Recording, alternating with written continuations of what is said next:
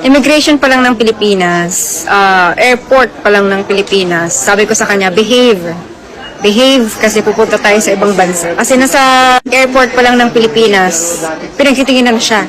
Alam niyo naman yung expression, welcome, let's go to Dubai!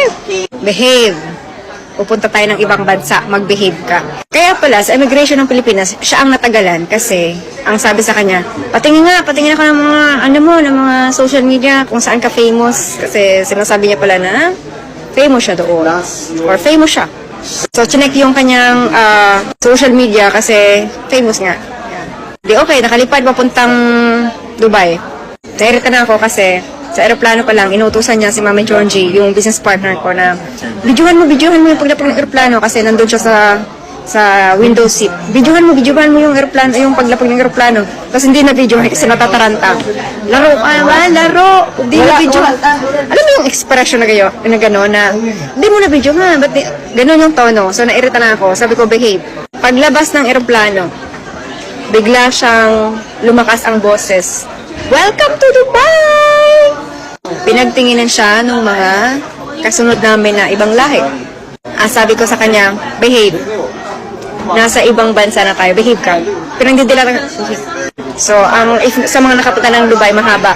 Sasakay pa kami ng train papuntang Dubai, ay papuntang immigration.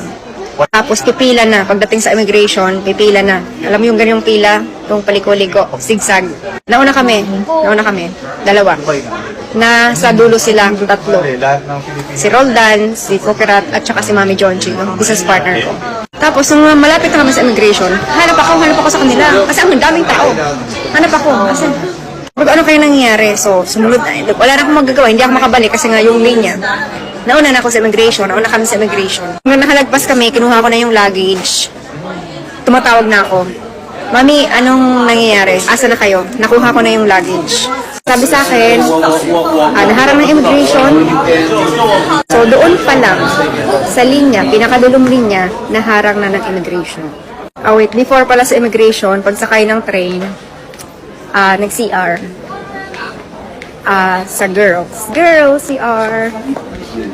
So, ang daming CCTV sa airport. Dubai, ang daming CCTV sa airport. So, hindi ako aware na nanonood sila, natitimbrehan na. Alam niya, natitimbrehan na, nakikita. Ganun sila kahigpit. Saway ako ng saway. So, nakikita na yung galaw niya. Kaya before pa lang makarating sa immigration, hindi siya nakausap ng immigration officer doon sa pinakadulo.